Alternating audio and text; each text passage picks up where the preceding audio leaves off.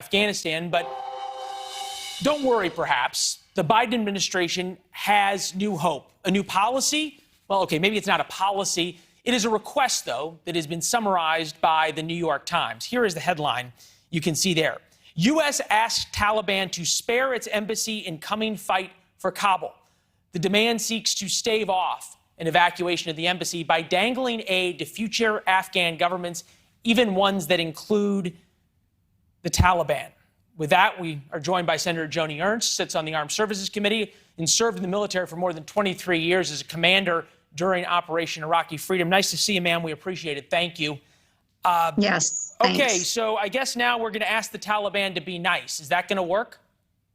Well, we all know how kind and considerate the Taliban is. Yeah. I think this is absolutely absurd that the Biden administration would believe the Taliban would cut us any deals at this point. They have rapidly advanced through Afghanistan. They are miles away from the capital city of Kabul, where our embassy sits. And to think that they would allow us a safe exit is really pretty incredible.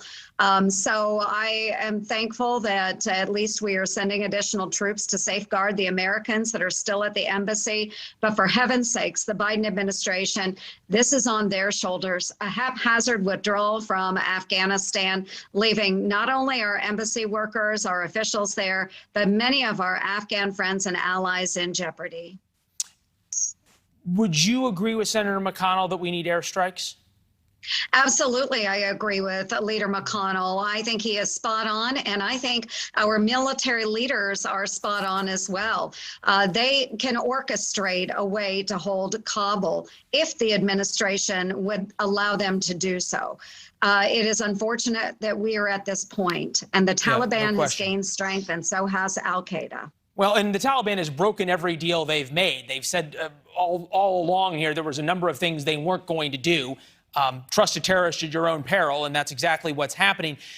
Interestingly enough, though, we talk about this policy of the Biden administration, this haphazard withdrawal, announcing out by August 31st, et cetera. This didn't start with the Biden administration. It started with the Trump administration. Take a listen. A hasty withdrawal would create a vacuum that terrorists, including ISIS and al-Qaeda, would instantly fill, just as happened before September 11th. So that was the president back describing his policy, but he is the one, and his administration is the one who negotiated with the Taliban and set this withdrawal date for August 31st and said that Americans were going to leave Afghanistan and give it up to the Afghans.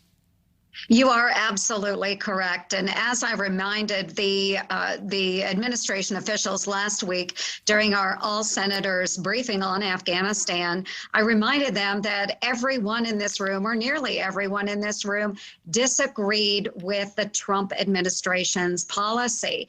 We do know that a hasty withdrawal will leave a vacuum. That's exactly what we are seeing with President Biden. It is very unfortunate. I wish the administration had heeded the advice of all of their military leaders, the folks at the State Department. They knew this is what was going to happen, and we see it unfolding in front of our eyes today. And unfortunately, that means a lot of lives will be lost. You think the Biden administration is using the Trump policy as cover to get out of a war that is unpopular, but leaving is sort of equally unpleasant? Well, they would love to use the Trump administration as cover. We know that we can't continue with various wars, but I would happen to say that, of course, al-Qaeda is still in Afghanistan. ISIS still exists in various pockets through the Middle East. And of course, we see the Taliban sweeping across the country.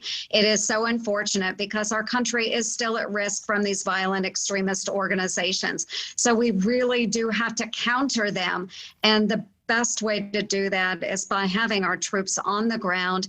And thank God for the wonderful men and women that have served our great United States military in the Middle East, because they have prevented 2 decades of attacks on our homeland. Yeah, and once again, going into harm's way as you did so many times.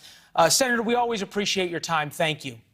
Thank you, Leland. Good to see it. It's going to be a long weekend for folks watching this. In the White House Situation Room, U.S. troops are on the ground in Kabul. We understand U.S. Marines have just landed at the airport. Another couple thousand are heading there as the Taliban gets closer and closer. Apparently,